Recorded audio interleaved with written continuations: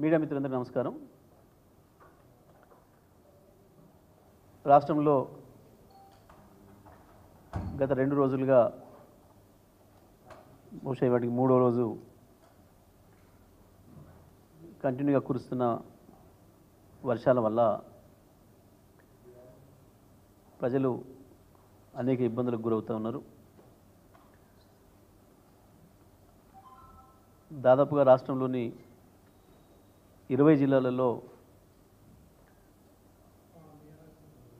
అతి ఎక్కువ వర్షపాతం నమోదైనట్టు, వరదల ఇబ్బందులు బాగా వచ్చినట్టు మనం చూస్తూ ఉన్నాం.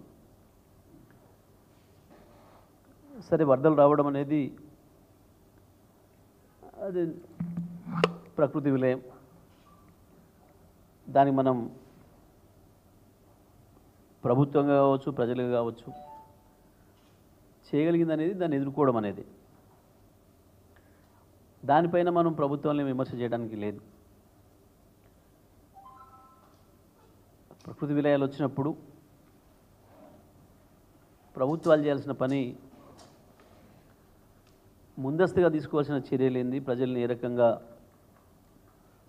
అప్రమత్తం చేయాలి, అధికారులను ఎట్లా అప్రమత్తం చేయాలి, ఎంత ప్రమాద తీవ్రతను ఎంత తగ్గించుకోవడానికి అవకాశాలను చూసుకోవాలి. ఆ తర్వాత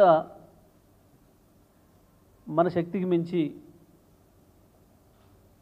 జరిగిన నష్టాలు ఏవైతుంటాయో వాటిని ఎట్లా పూడ్చుకోవాలి, ఎట్లా రిలీఫ్ ఇవ్వాలి ప్రజలకి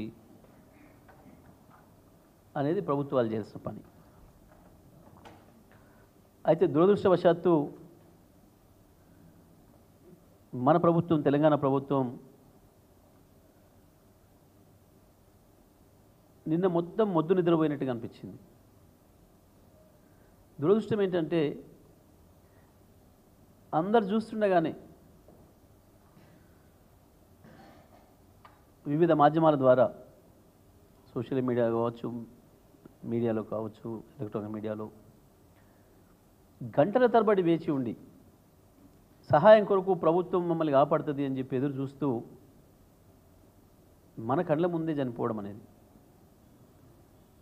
ఇది ఈ ప్రభుత్వం యొక్క వైఫల్యం తప్ప ఇంకొకటి కాదు. నిజమే, ప్రజలు అడుగుతున్నారు, సోషల్ మీడియాలో వస్తున్నాయి, ప్రభుత్వం మీద విమర్శలు వస్తున్నాయి అని చెప్పి ఆ ప్రజల మీద దాడి చేసి, దానిపైన ఎదురు దాడి చేసే తప్పించుకునే ప్రయత్నం ప్రభుత్వం కావచ్చు, కాంగ్రెస్ పార్టీ చేయడం అనేది ఇంత మించిన దుర్మార్గం ఇంకొకటి లేదు. ఎప్పుడు ప్రజలు కోపానికి వస్తున్నారు? పొద్దు నుంచి సాయంత్రం వరకు ఎదురు చూస్తే ఒక మంత్రి దిక్కులేడు, ఒక అధికారి దిక్కులేడు. అసలు ముఖ్యమంత్రి అనే ఆయన నిన్న ఉదయం నుంచి సాయంత్రం వరకు ఏం చేసిండు అనే దానికి ఇప్పటివరకు ఏం లేదు. 8 గంటలు ఎదురు చూసిండ్రు వాళ్ళు. ప్రకృతి కూడా అవకాశం ఇచ్చింది. నిజమే, పడుకున్న వాళ్ళు నిద్రలో పోయినారు, అకస్మాత్తుగా వరదలు వచ్చి ఇల్లు కొట్టుకపోయినాయి, ప్రజలు కొట్టుకపోయినారు అంటే దాన్ని మనం ప్రభుత్వాలు నిందించే ఉపయోగం లేదు. నిందించకూడదు కూడా ఎవరం కూడా. కానీ ప్రపంచం అంతా మేల్కొని 9 గంటలు ఎదురు చూస్తుంటే కూడా ప్రజలు వాళ్ళంతలో వాళ్ళు రెస్క్యూ ఆపరేషన్స్ చేసుకొని, వాళ్ళంతలో వాళ్ళు డబ్బులు ఇస్తామని చెప్పి గజనీతగాళ్ళలో పిలిపించుకొని వరదల నుంచి వెళ్ళి బయటకు వస్తే ఇది ప్రభుత్వ వైఫల్యం కాకపోతే ఏమనాలి? ఈ వరదలను ఎదుర్కొనే విషయంలో, వరదల నుంచి ప్రజల్ని కాపాడే విషయంలో ప్రభుత్వం పూర్తిగా వైఫల్యం చెందింది. ఇది ప్రభుత్వ వైఫల్యం తప్ప ఇంకోటి కాదు. ఏ ఒక్కరు కూడా, ముఖ్యమంత్రి, మంత్రులు, ఎవరంటే ఒక్కరు కూడా ఇక్కడ అందుబాటులో కనపడలేదు. నిజమే, ఒక మంత్రి గారు చెప్తారు, నేను పొద్దున్నాక ట్రై చేసినా, హెలికాప్టర్ అడిగినా ఎవరు రాలేదు. ఇదా అంటే నువ్వు మంత్రిగా ఫెయిల్ అయిన రాజీనామా చేయండి. మరి ఇది మీ ఫెయిల్యూర్. ఇక్కడ హకీంపేటలో బేగంపేటలో 100 హెలికాప్టర్లు ఉన్నాయి.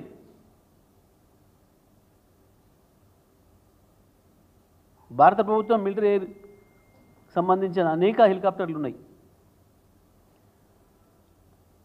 బేగంపేట నుంచి బయలుదేరినా హకీంపేట నుంచి బయలుదేరినా 40 నిమిషాలలో ఆ కుటుంబం ఏదైతే ఇంటిపైకి ఎక్కి ఎదురు చూసిందో ప్రభుత్వ సాయం కొరకు అక్కడ చేరుకునేవాళ్ళు. 40 నిమిషాల ప్రయాణం ఒక మిలిటరీ హెలికాప్టర్కి. మంత్రి నేను ప్రయత్నం చేసినా అంటున్నాడు, ముఖ్యమంత్రి ఏం పని చేసిండు? నిన్న పొద్దున్నాక ముఖ్యమంత్రి నిద్రపోయిండా? ఇంతకు మించిన ఇంకేదన్నా రివ్యూలో ఉన్నాడా, కార్యక్రమంలో ఉన్నాడా? ఏం రహస్య మంతనాలు ఉన్నాడు నిన్న ఉదయం సాయంత్రం ముఖ్యమంత్రి? ఎక్కడ కూడా ముఖ్యమంత్రి నిన్న ఏం పని చేసిండు అనే దానికి సమాచారం లేదు ప్రజలకి.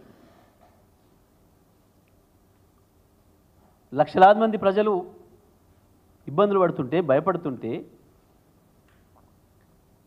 తిండి కొరకు మనుషుల కొరకు ఆహాకారాలు చేస్తుంటే తెలంగాణ ముఖ్యమంత్రి రేవంత్ రెడ్డి ఎక్కడున్నాడో చెప్పాలి. నిన్న ఉదయం సాయంత్రం వరకు ఏం పని చేసిండు? ఒక మంత్రి నేను హెలికాప్టర్ కొరకు ప్రయత్నం చేసినా దొరకలేదని మాట్లాడుతున్నాడు. ఇంకొక మంత్రి నేను ఆంధ్రప్రదేశ్ ముఖ్యమంత్రితో మాట్లాడినా హెలికాప్టర్ కొరకు అని మాట్లాడుతున్నాడు. ఇప్పుడు ప్రజల దాడి చూసిన తర్వాత, ప్రజల నుంచి తిరుగుబాటు వచ్చిన తర్వాత ఇప్పుడు అబద్ధాలు చెప్పి తప్పించుకునే ప్రయత్నం చేస్తున్నారు. ఆంధ్రప్రదేశ్ ముఖ్యమంత్రితో మాట్లాడతాడు కానీ మంత్రి తెలంగాణ ముఖ్యమంత్రితో మాట్లాడలేడా? తెలంగాణ ముఖ్యమంత్రి అందుబాటులో లేడా? ఏం జరిగిందో సమాధానం చెప్పి తీరాలి ప్రజలకి. ఖమ్మం ప్రజలు మొత్తుకున్నారు. 3 మంత్రులు ఉన్నారు మా జిల్లాలో, ప్రజలం అనాథలుగా ఉన్నాం అని చెప్పి ప్రజలు మొత్తుకుంటే తప్ప మంత్రులకు సోయలేదు. నిజమే, మరి మొన్న రాత్రి చీఫ్ సెక్రటరీ గారు టెలికాన్ఫరెన్స్ నిర్వహించి కలెక్టర్లకు, అధికారులకు అందరికీ చెప్పినట్టుగా వచ్చింది వార్త. ఇళ్ల నుంచి ఎవరు బయటికి వెళ్ళకండి అని చెప్పి వివిధ రకాల ప్రమాద హెచ్చరికలు చెప్పారు. ఆరెంజ్ హెచ్చరిక, రెడ్ హెచ్చరిక, ఎర్ర హెచ్చరిక, ఎల్లో హెచ్చరిక అని. మరి ముఖ్యమంత్రి మంత్రులు కూడా సీఎస్ ఆదేశాలు పాటించి ఇళ్లలోనే ఉన్నారా బయటికి వెళ్లకుండా? ఇది ప్రజలకు అనుమానం వస్తాం. నన్ను అడిగాను. నేను వాస్తవానికి వరదల మీద, ఈ విపత్తు మీద విమర్శలు చేయాలని ఆలోచన నాకు లేదు. కానీ ప్రజలు నాకు ఫోన్ చేసి ఖమ్మం నుంచి, కోదాడ నుంచి, సార్ మీరన్నా రెస్పాండ్ కండి, మీరన్నా మాట్లాడండి. నేను మాట్లాడితే విమర్శలు అయితే మేము చేయకూడదు, ఇప్పుడు ఈ టైంలో రాజకీయాలు చేసే సమయం కాదు అని చెప్పి నేను వాళ్ళకి సమాధానం చెప్పిన. కానీ వాళ్ళ నుంచి వచ్చిన ప్రశ్న విన్నాక నాకు కూడా అనిపించింది, సార్ ముఖ్యమంత్రి మంత్రులు ఎక్కడ కనపడడం లేదు,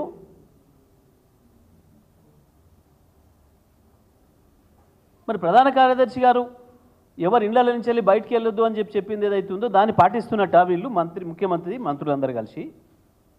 బయటికి వెళ్ళరా, కనపడరా, దేని కొరకు వీళ్ళు అని.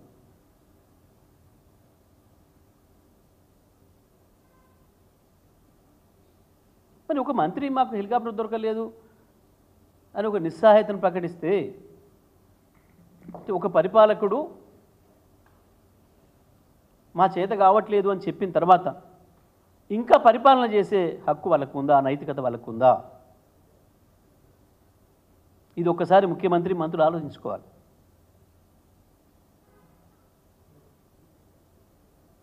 ఎందుకు అంత నిస్సహాయంగా ఉన్నది ఈ రాష్ట్ర ప్రభుత్వం?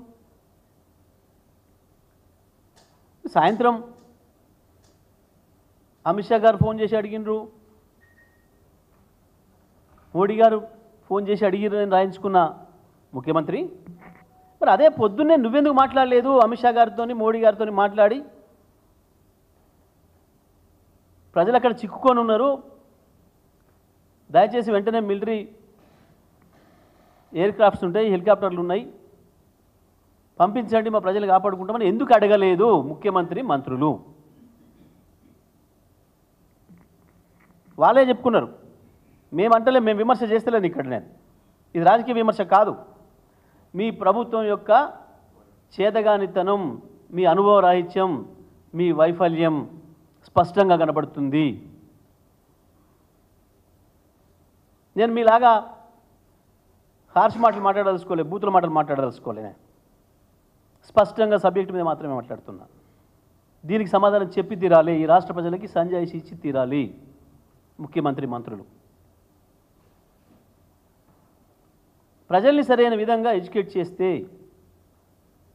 ప్రభుత్వం వైపు నుంచి సరైన పద్ధతుల్లో ఆదేశాలు వెళ్తే అంతమంది చచ్చిపోరు. వాస్తవానికి రాత్రిపూట ప్రయాణం చేస్తున్నారు పాపం. ఆ అమ్మాయిని కోల్పోయినాం, సైంటిస్టును, అశ్విని మోతిలాల్. నిజంగా ప్రభుత్వం వైపు నుంచి సరైన హెచ్చరికలు ఉంటే, సరైన ఆదేశాలు ఉంటే వాళ్ళు కూడా ఆ రకంగా పోయేటోళ్ళు కాదు దాంట్లోకి. ప్రజలు కదా ఆతృత ఉంటుంది, తొందరగా బావాలని అనిపిస్తుంది. కానీ మీ ప్రాణం కంటే ఏది ముఖ్యం కాదు, పోవద్దు అని చెప్పాల్సిన బాధ్యత, వాళ్ళని ఎడ్యుకేట్ చేయాల్సిన బాధ్యత ప్రభుత్వం యంత్రాంగం పైన ఉంది.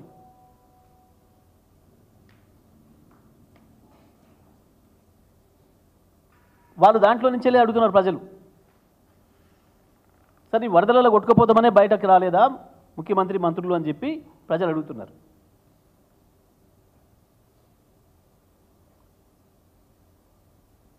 నేను విమర్శలు చేయదలుచుకోలేదు, కానీ ప్రజలు నిన్న మాట్లాడుతుంటే విన్నా నేను. ఖమ్మంలో మీరు హైదరాబాద్ నుంచి వెళ్ళి భువనగిరి పోవడానికి హెలికాప్టర్ దొరుకుతుంది, హైదరాబాద్ నుంచి ఖమ్మం పోవడానికి హెలికాప్టర్ దొరుకుతుంది, హైదరాబాద్ నుంచి వెళ్ళి కోదాడ పోవడానికి హెలికాప్టర్ దొరుకుతుంది, హైదరాబాద్ నుంచి నల్గొండ పోవడానికి హెలికాప్టర్ దొరుకుతుంది. కానీ ప్రజల్ని రక్షించడానికి, ప్రజల ప్రాణాలు కాపాడడానికి హెలికాప్టర్ దొరకలేదా అని ప్రజలు అడుగుతున్నారు.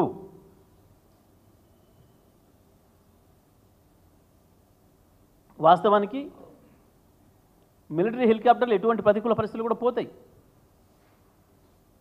నిన్న వర్షమే తప్ప పెద్ద గాలి దుమారం, తుఫాను లేదు. హెలికాప్టర్లు లేవలేని వాతావరణం నిన్నేం లేదు. వాస్తవానికి ప్రజల నుంచి ప్రశ్నించడం మొదలైన తర్వాత భుజాలు దడుముకొని అబద్ధాలు చెప్పి తప్పించుకునే ప్రయత్నం చేస్తున్నది తప్ప ఈ ప్రభుత్వం ప్రజల్ని గాలికి వదిలేసింది, ప్రజల్ని ప్రకృతికి అప్పచెప్పింది.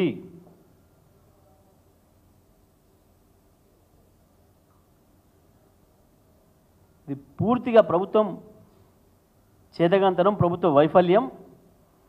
దీనికి ప్రజలకు క్షమాపణలు చెప్పాల్సిన అవసరం ముఖ్యమంత్రికి, మంత్రులకు ఉంది. నిన్న చనిపోయిన ప్రాణాలకి కారణం, బాధ్యత రాష్ట్ర ప్రభుత్వం అందే పూర్తిగా. నేను రాజకీయాల కొరకు మాట్లాడతలేను, బాధ్యత రహితంగా మాట్లాడతలేను.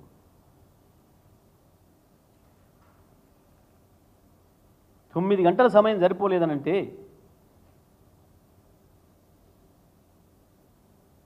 పక్క రాష్ట్ర ముఖ్యమంత్రి మాట్లాడినప్పుడు వాళ్ళు చెప్పింది నేను చెప్పలే. మరి ఈ రాష్ట్ర ముఖ్యమంత్రి ఏమైండు? నిన్న ఎందుకు అందుబాటులో లేడు మంత్రులకు?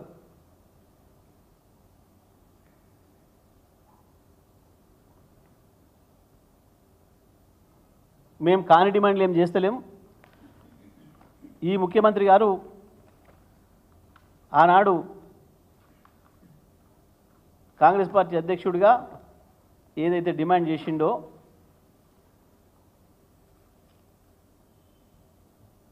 చనిపోయిన కుటుంబాలకి 25 లక్షల రూపాయల చొప్పున ఆర్థిక సాయం అందించాలని, ఇండ్లు డ్యామేజ్ అయిన ఇండ్లకు 2.5 నుంచి 5 లక్షల రూపాయల ఆర్థిక సాయం అందించాలని, వర్షాల వల్ల ఎఫెక్ట్ అయిన ఇతర ప్రజలందరికీ 50,000 రూపాయల చొప్పున ఆర్థిక సహాయం అందించాలని చెప్పి ఏదైతే డిమాండ్ చేసిండో దాన్ని వెంటనే అమలు చేయాలని చెప్పి మేము డిమాండ్ చేస్తూ ఉన్నాం.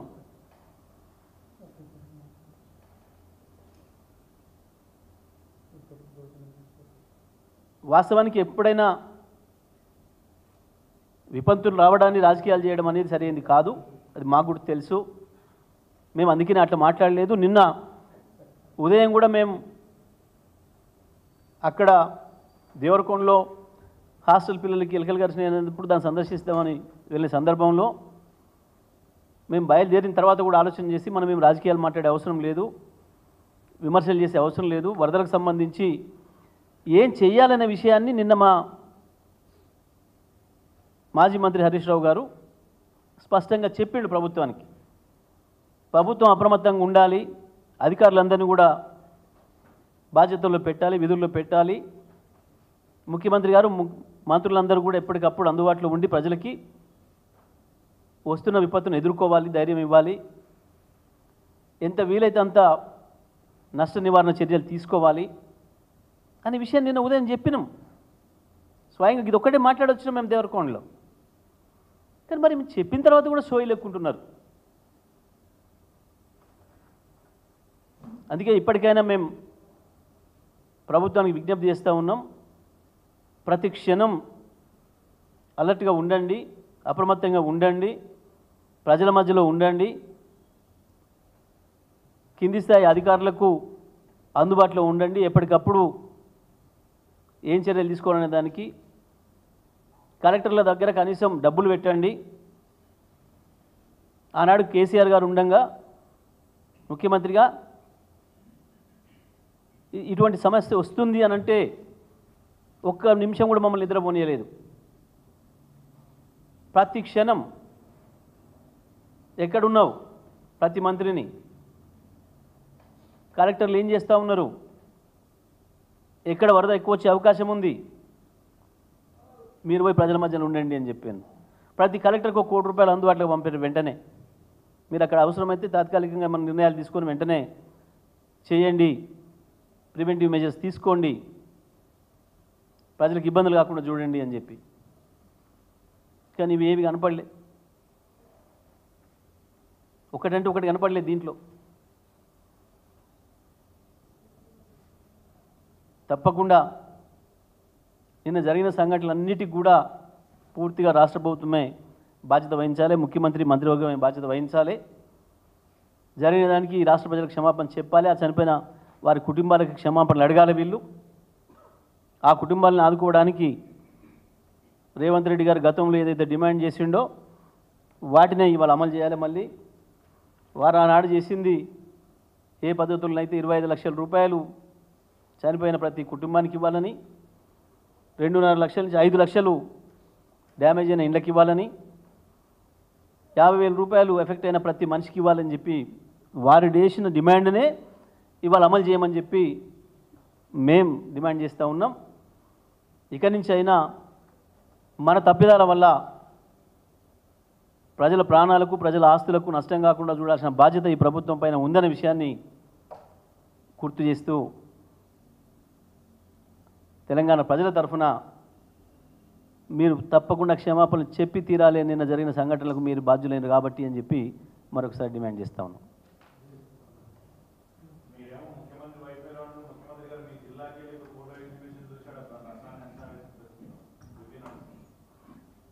నిజమే, ఇప్పటికి కూడా ఇంకా ఆ ముఖ్యమంత్రి పర్యటన మీద కన్ఫ్యూజనే ఉంది.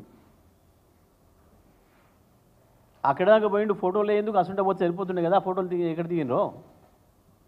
నేను అడుగుతున్నది, నిన్న పొద్దున్న కనుక ఏం చేసిండు ముఖ్యమంత్రి, ఎందుకు వాళ్ళని కాపాడడానికి 2 హెలికాప్టర్లు తెప్పేయలేకపోయిండు, 1 హెలికాప్టర్ తెప్పేయలేకపోయిండు. నిజమే, ఆ బ్రిడ్జ్ మీద ఉన్న వాళ్ళు కూడా ఇంకా కొంచెం ఏమైనా వరద పెరిగి ఉంటే వాళ్ళు 9 మంది కూడా చచ్చిపోయేటోళ్ళు. నిన్న అంత నిర్లక్ష్యంగా ఉన్నారు వీళ్ళు. పాపం దురదృష్టం ఆ కుటుంబం పోయింది కళ్ళ ముందే, వీళ్ళ నిర్లక్ష్యం వల్లనే, ప్రభుత్వం యొక్క నిర్లక్ష్యం వల్లనే.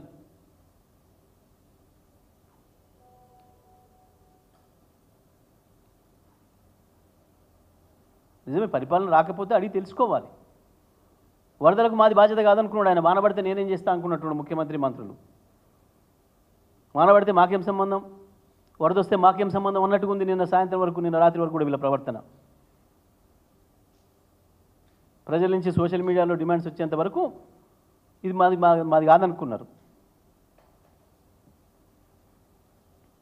నేను మిగతా రాజకీయ విమర్శలు జరుగుపోలే, వాటి గురించి మాట్లాడట్లేదు.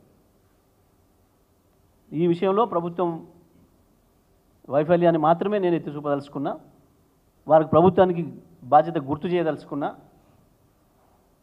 ఇక్కడి నుంచైనా ఇటువంటి ప్రాణ నష్టం జరగకుండా, ఆస్తి నష్టం కాకుండా చూసుకోవాల్సిన బాధ్యత ప్రభుత్వం పైన ఉంది. ఇది పూర్తిగా ప్రభుత్వందే వైఫల్యం. మళ్ళీ కూడా ఉందని చెప్తున్నారు, మళ్ళీ 5వ తారీఖు ఉందని చెప్తున్నారు. ఇప్పటికైనా సోయి తెచ్చుకొని ఈ రాష్ట్రానికి బాధ్యులు మీరు అనే విషయాన్ని గుర్తు చేసుకొని పనిచేయాలని చెప్పి, ప్రతి క్షణం పనిచేయాలని చెప్పి ప్రభుత్వానికి చెప్తా ఉన్నాను.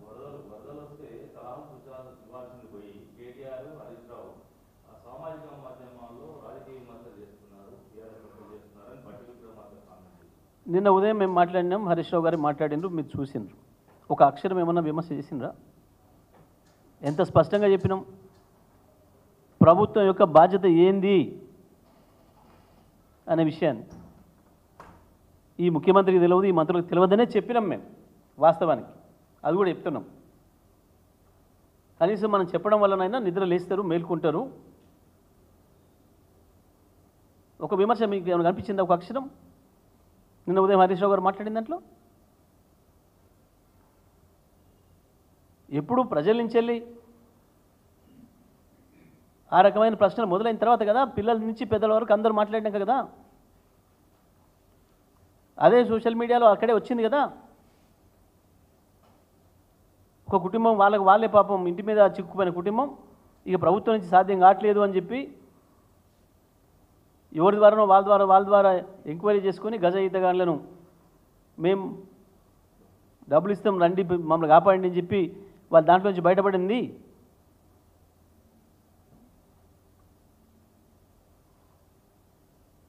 ఇందులో రాజకీయ విమర్శలు ఏమైనా? ఇప్పుడు కూడా నేనేం రాజకీయ విమర్శ చేయలే. నిన్న ఉదయం నుంచి సాయంత్రం వరకు జరిగిన విషయాన్ని మాత్రమే, ఈ ప్రభుత్వం యొక్క పని విధానాన్ని మాత్రమే చెప్పిన నేను. ఇప్పుడు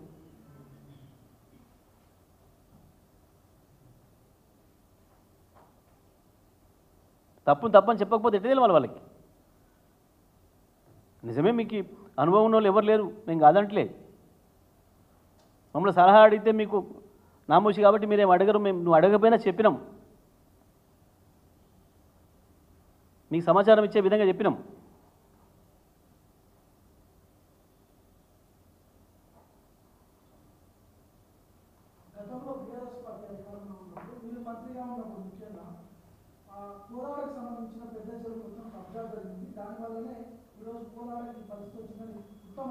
నేను ఇప్పుడు రాజకీయాలు వద్దని అన్నా కాబట్టి ఆగుతున్నా, కానీ రేపు ఎల్లుండి మాట్లాడదాం. ఉత్తమ్ ఉన్నప్పుడు ఏం జరిగినా ఒక్క పని చేద్దాం సోదరా. గూగుల్ మ్యాప్ ఉంటుంది కదా ప్రతి సంవత్సరంది, 2014 ముందు గూగుల్ మ్యాప్ తీద్దాం, ఇప్పుడు కూడా గూగుల్ మ్యాప్ తీద్దాం. ఉత్తమ కాలంలో జరిగినాయా కబ్జాలు, చెరువులు తోడకాలు ఇప్పుడు జరిగినాయా, అన్ని దుర్మార్గాలు తీయడానికి మేము సిద్ధంగా ఉన్నాం. ఈ రాష్ట్రంలో అది హైదరాబాద్ కావచ్చు, అది కోదాడ కావచ్చు, అది ఇంకోటి కావచ్చు, ఎక్కడైనా సరే ఎవరి కాలంలో కబ్జాలు జరిగినాయి, ఎవరి కాలంలో నాలాలు ఆక్రమించారు, ఎవరి కాలంలో మొత్తం నదుల్ని ఆక్రమించిండ్రు, ఎవరి కాలంలో చెరువుల్ని మాయం చేసిండ్రు, వాటిపైన చర్చ వేరే పెడదాం. దానికి మేము సిద్ధంగా ఉన్నాం. ఎందుకంటే ఈయన అబద్ధం చెప్పినా, నేను అబద్ధం చెప్పినా గూగుల్ అబద్ధం చెప్పదు కదా. తీద్దాం, ప్రతి సంవత్సరం తీసుకుంటూ పోదాం. 1950 పోదామా, ఇంకా ముందుకు పోదామా, తీద్దాం. హైదరాబాద్లో ఏ కాలనీకి ఎప్పుడు అనుమతులు ఇచ్చిండ్రు, ఏ అధికారులు ఇచ్చిండ్రు, ఎవరు పీరియడ్లో వచ్చినాయి, ప్రతి ఉంటుంది కదా, రికార్డులు అన్నీ ఉంటాయి కదా. నేను ఇప్పుడు వాటి జోలికి వదలుచుకోలే. ఇక ఏది ఎక్కడ మునిగడానికి ఎవడు కారణమో, ఈ రాష్ట్రం మునిగిపోవడానికే కాంగ్రెస్ కదా కారణం. ఉన్న తెలంగాణ తీసుకుపోయి ఆంధ్రలో పెట్టినందుకు కదా మునిగిపోయింది, ఆనాడే కదా మునిగిపోయింది ఈ రాష్ట్రం. ఆ నుంచే మొదలైంది కదా దరిద్రం అంతా. అద్భుతంగా ఉన్న హైదరాబాద్ నగరాన్ని నాశనం చేసింది వీళ్ళు వచ్చినాకనే కదా, వాళ్ళ రాకతోనే కదా ఈ చెత్త అంతా చేరింది.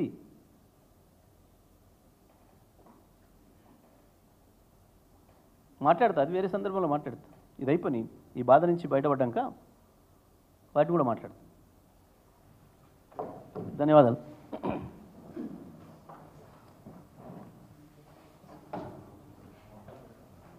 జరిగిన నష్టాలు ఏవైతుంటాయో వాటిని ఎట్లా పూడ్చుకోవాలి, ఎట్లా రిలీఫ్ ఇవ్వాలి ప్రజలకి